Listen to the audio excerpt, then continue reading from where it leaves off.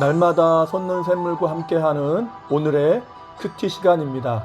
9월 8일 화요일, 오늘의 말씀은 고린도전서 11장 2절로 10절까지의 말씀입니다. 너희가 모든 일에 나를 기억하고 또 내가 너희에게 전하여 준 대로 그 전통을 너희가 지킴으로 너희를 칭찬하노라. 그러나 나는 너희가 알기를 원하노니 각 남자의 머리는 그리스도요 여자의 머리는 남자요 그리스도의 머리는 하나님이시라. 물은 남자로서 머리에 무엇을 쓰고 기도나 예언을 하는 자는 그 머리를 욕되게 하는 것이요, 무릇 여자로서 머리에 쓴 것을 벗고 기도나 예언을 하는 자는 그 머리를 욕되게 하는 것이니 이는 머리를 민 것과 다름이 없습니다. 만일 여자가 머리를 가리지 않거든 깎을 것이요, 만일 깎거나 미는 것이 여자에게 부끄러움이 되거든 가릴지니라. 남자는 하나님의 형상과 영광이니 그 머리를 마땅히 가리지 않거니와 여자는 남자의 영광이니라. 남자가 여자에게서 난 것이 아니요 여자가 남자에게서 났으며 또 남자가 여자를 위하여 지음을 받지 아니하고 여자가 남자를 위하여 지음을 받은 것이니 그러므로 여자는 천사들로 말미암아 권세 아래에 있는 표를 그 머리 위에 둘지니라. 새로운 아침입니다. 여호와 에베네셀, 하나님은 늘 우리에게 도움의 반석이 되십니다. 본문은 교회 안에서 일어난 문제, 곧 예배 때의 두건 또는 너울을 벗는 것에 관한 질문에 바울이 답하는 내용으로 구성되어 있습니다. 먼저 바울은 칭찬을 하면서 이야기를 시작합니다. 고린도 교회 교인들이 바울이 전해준 복음을 잘 지키고 있다는 것이죠. 그러나 이것은 어떠한 책망 또는 충고를 하기 위해서 먼저 분위기를 부드럽게 하는 사전 조치로 이해됩니다. 자, 본문을 보면 가장 많이 나오는 단어가 있는데 그것이 머리라는 단어입니다. 본문에만 10번이 나오죠. 이 머리라는 단어는 헬라어로 케팔레인데 이는 기원, 원천, 권위라는 뜻을 가지고 있습니다. 그런데 5절, 6절에 보면 바울은 교회 안의 문제, 곧 여자들이 머리에 쓴 것을 벗고 기도나 예언을 하는 것에 대해서 이것은 머리를 욕되게 하는 것이니 머리를 깎거나 머리를 가리라고 이야기합니다. 이 문제는 고린도 교회 안에서 일어난 일이지만 고린도 지역이라는 시대적, 사회적 배경을 먼저 살펴봐야 이해가 가능합니다. 당시에 고린도 지역의 여자들은 머리에 너울을 쓰고 다녔습니다. 좀 전에 말했듯이 머리가 원천, 권위라는 뜻을 가지니까 이렇게 머리에 쓴다는 것은 사회적인, 시대적인 질서에 순응하고 복종한다는 의미를 가지는 것이죠. 자, 그런데 바울에 의해서 복음이 전해지고 또 복음을 알게 되면서 남녀가 평등하다는 것과 하나님은 중심을 보시는 분이기에 겉으로 보이는 형식이 중요하지 않음을 깨닫게 된 것입니다. 이에 따라서 머리에 너울을 쓰는 것이 아디아포라의 문제, 곧 진리에 대한 것이 아님을 깨닫게 되었다는 것이죠. 거기에 얽매일 필요가 없다는 것을 알게 된 것입니다. 이렇게 예수를 믿기 시작하면서 그들의 삶에 의식적인 변화가 찾아왔습니다. 그러면서 나타난 현상이 무엇입니까? 머리에 쓰고 교회에 오는 것은 중요한 것이 아니었구나 라고 하면서 하나둘씩 여자들이 너울을 벗고 교회에 오기 시작한 것입니다. 그런데 문제는 이러한 모습을 보고 불편한 마음을 갖게 된 사람들이 있었고 여러 사람이 불만을 갖게 된 것입니다. 이러한 과정에서 교회가 시끄러워지고 분열이 또 생긴 것이죠. 이에 대해서 계속 대립만 있을 뿐 교회 스스로 해결이 안 되니까 바울에게 편지로 질문을 한 것입니다.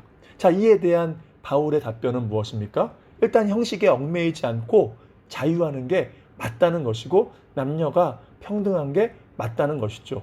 3절에 보면 여자의 머리는 남자라고 하고 그리스도의 머리는 하나님이라고 합니다. 자, 그러면 그리스도 곧 성자 하나님보다 성부 하나님이 위일까요? 아닙니다. 빌립보서 2장에 보면 주님은 동등하시지만 동등됨을 취하지 않았다고 하죠. 결국 성부와 성자 동등하시다는 것입니다. 단지 질서상의 구별인 것이죠. 남자와 여자도 마찬가지라는 것입니다. 남녀는 위아래의 관계가 아니라 질서상의 구별됨이며 오히려 남녀는 동등하며 상호 보완적인 관계라는 것입니다. 그래서 창세기 2장 20절에 보면 여자를 돕는 배필이라고 지칭합니다.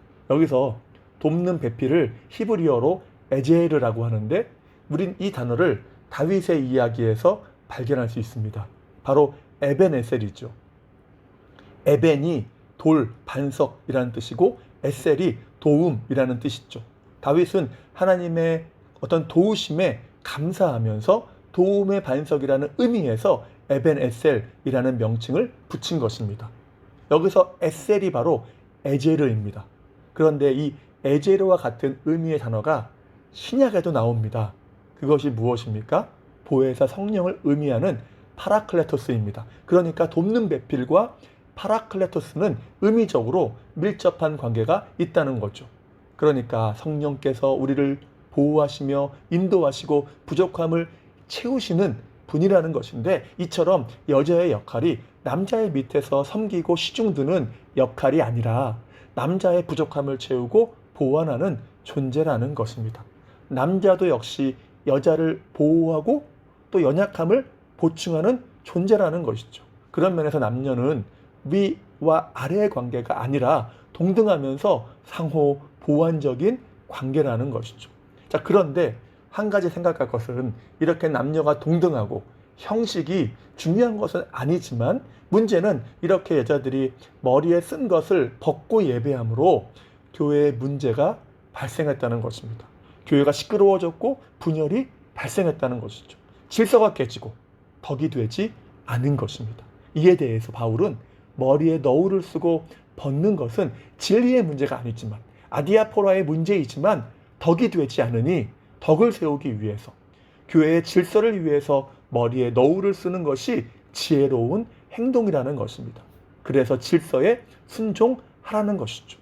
그래서 고린도전서 10장 23절에 뭐라고 하죠? 모든 행동이 유익하거나 덕을 세우는 것이 아니라고 하죠.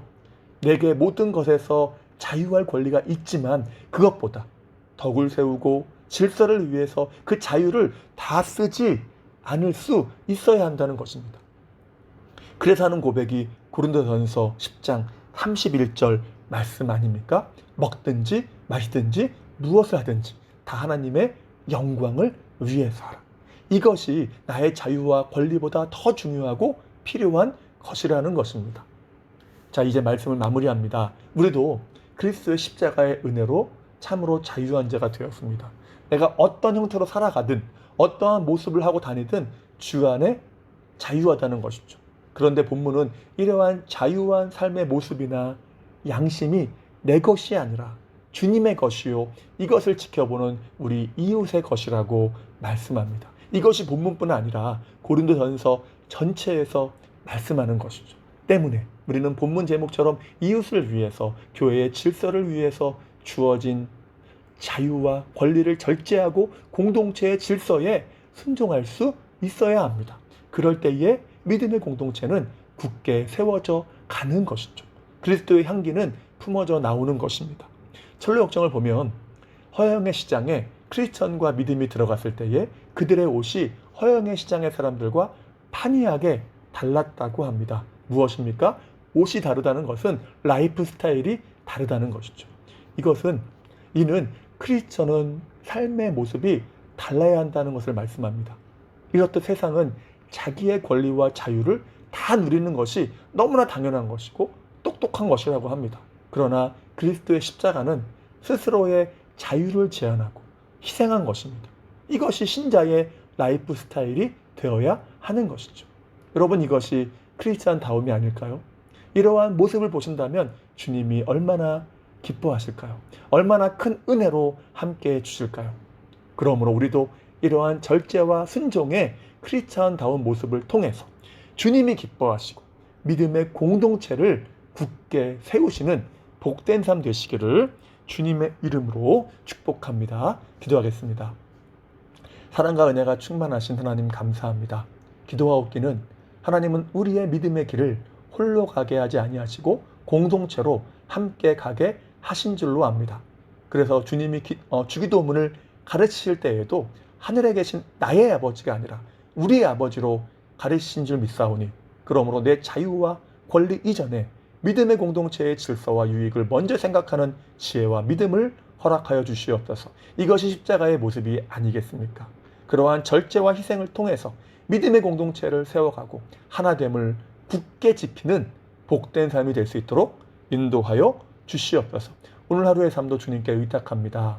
은혜 가운데 거하게 하시고 주님의 도우심을 바라며 담대하게 나아갈 때에 믿음으로 승리할 수 있도록 인도하여 주시옵소서. 다시 한번 주님의 은혜를 간구하오며 예수님의 이름으로 기도하옵나이다. 아멘.